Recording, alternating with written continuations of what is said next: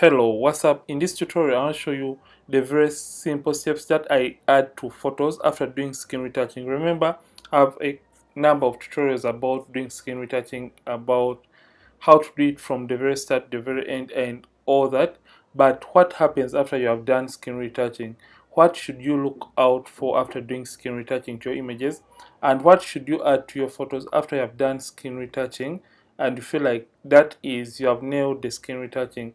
So this tutorial is for you, and if at all you haven't hit the like button, I just request that you hit the like button, because this is going to be an eye opener for you, and you can as well add the same ingredients or the same steps to your images in Photoshop. So right now this is the image. I already did a retouch and it is a master class and it is beginner friendly, and if at all you haven't watched it, check through the videos on the channel and you'll be able to find it along. So the very first thing I look out for is, you can see right now this image, it looks amazing, but after doing skin retouching, the very first thing I tend to do is adding shape or dimension to the image. And by doing that, I mean I add shape or dimension by dodging and burning the shadows. Remember, most often or oftentimes when you're doing skin retouching, we tend to have flat images, especially us that use frequency separation to do skin retouching.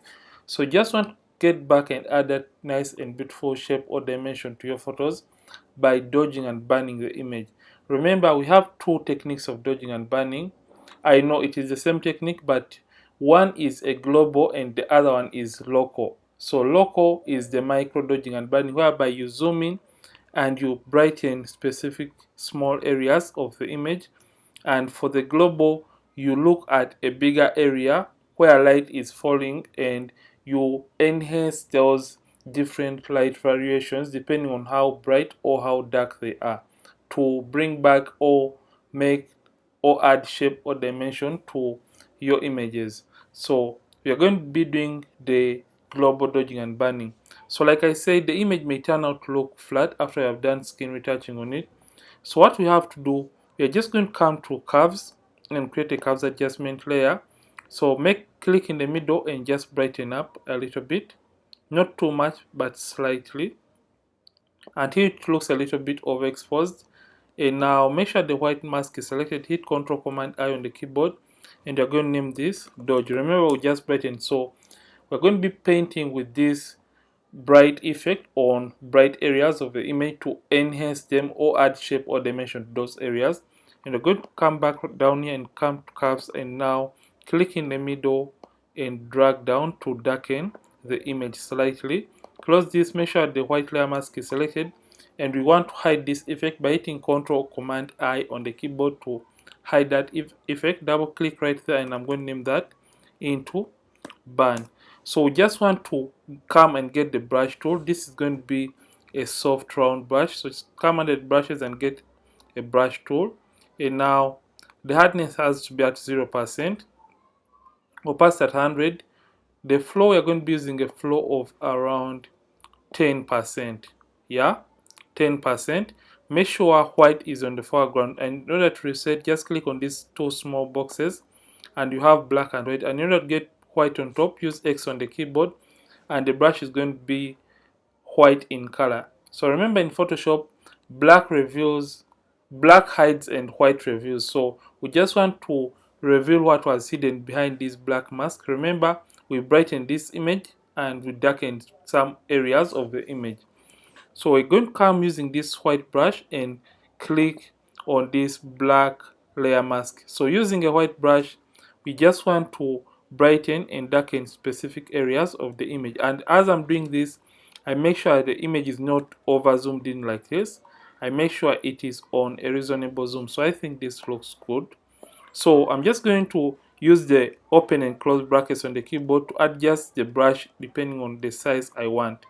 So what I'm going to do for the dodge, I'm just going to be painting on the bright areas of the image to enhance them or make them look better. So just come to the cheekbone and also paint right there, and come to this other side and also paint right there on the cheek, and I can come and enhance right on the forehead. I'm going to come and paint on the chin right here, come to this nice beautiful collarbone and just paint right there, and also paint on the shoulder right there, on those highlights right there.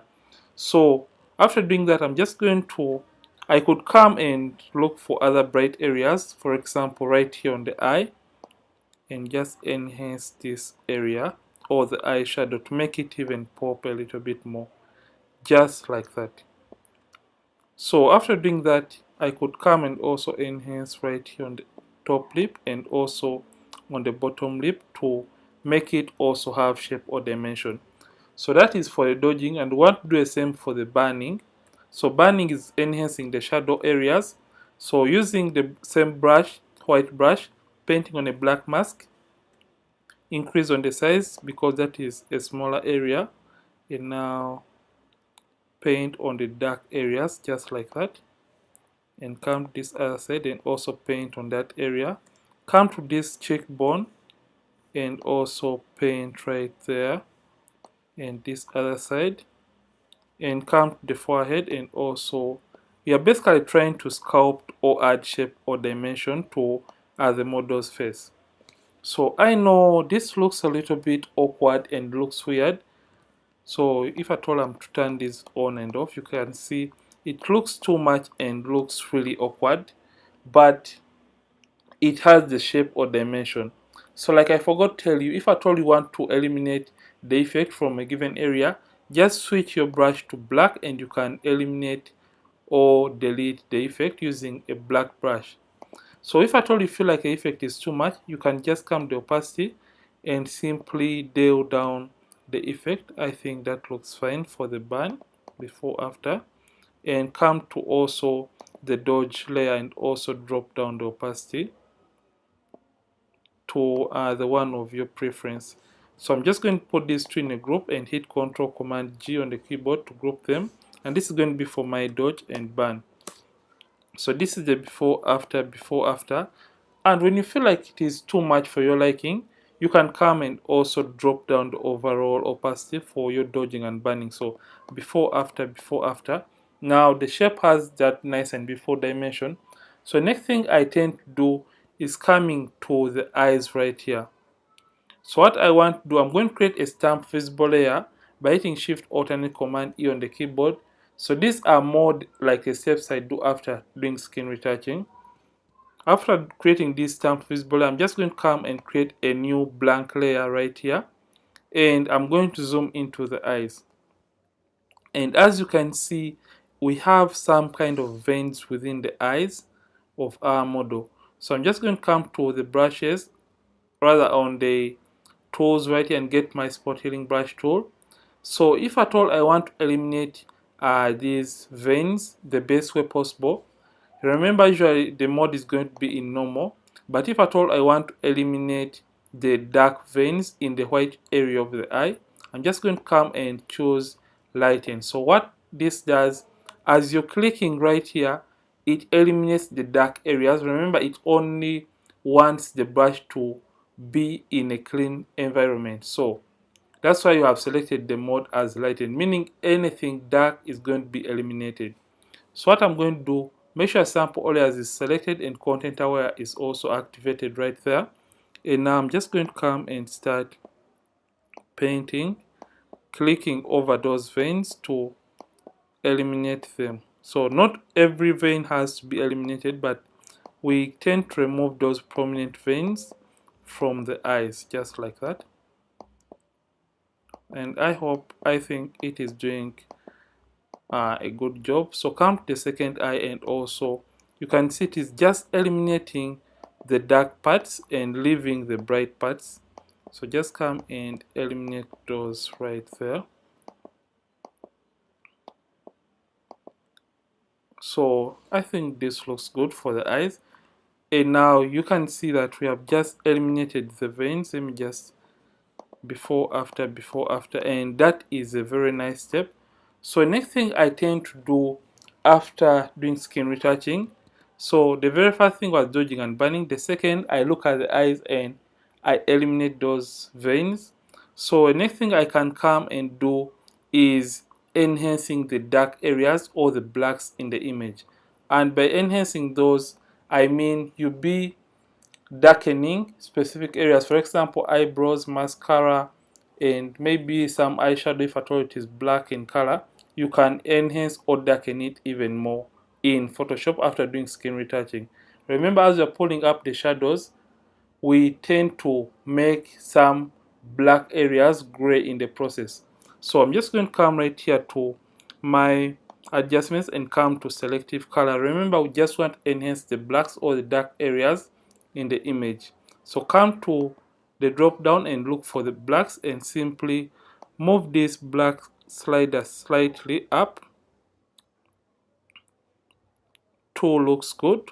And remember, we just want to hide this effect from affecting the overall image. Hit Ctrl Command I on the keyboard to hide that effect.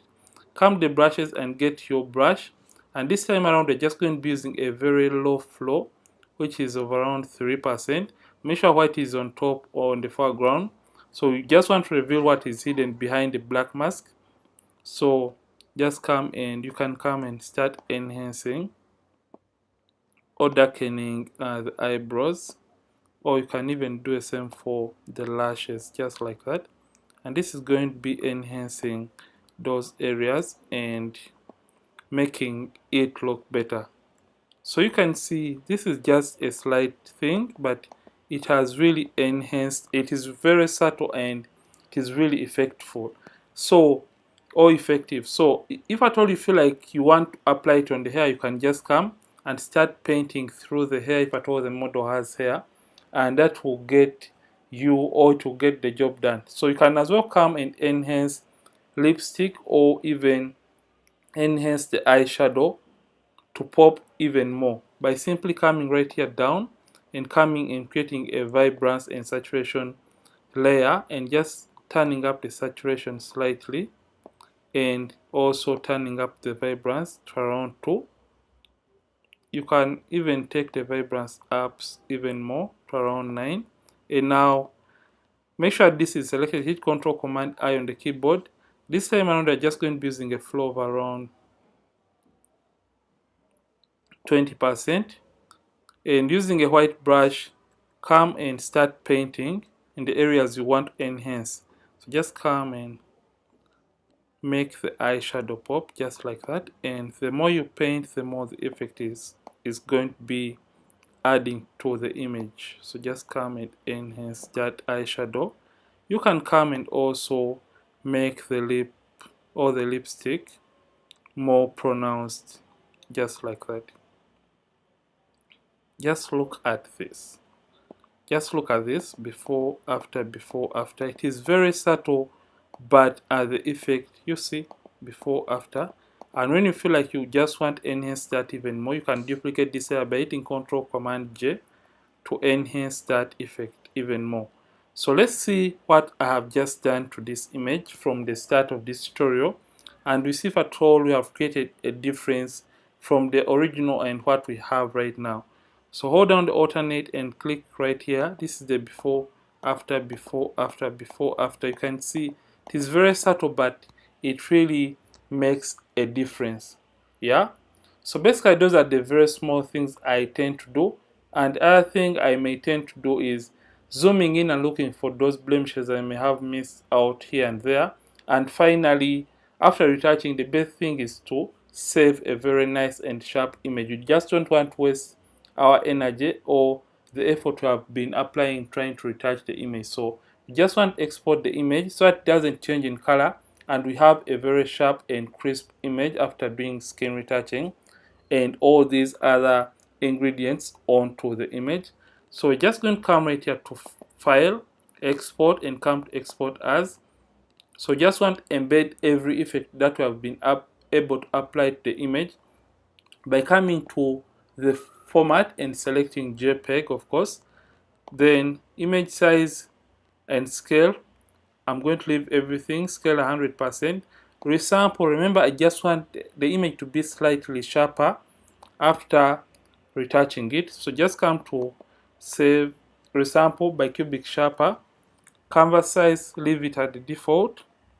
And color space, convert sRGB and also embed the color profile, because When you don't do this, it tends to change in color when you post it or print it out. So make sure you also embed color profile and convert it to sRGB, and simply hit export, and you can rename this to whatever you want. So I could name this to Valentine's because tomorrow is Valentine's, and simply hit save in order to save this image. So this has been a video about what you should do after doing skin retouching in Photoshop. And if at all you have found it helpful, don't forget to like this video, and don't forget to subscribe to this channel. If at all you have been watching and haven't subscribed, Ronix from Ronix Photography, thank you for watching, and see you in yet more amazing tutorials. And don't forget to keep practicing and keep creating.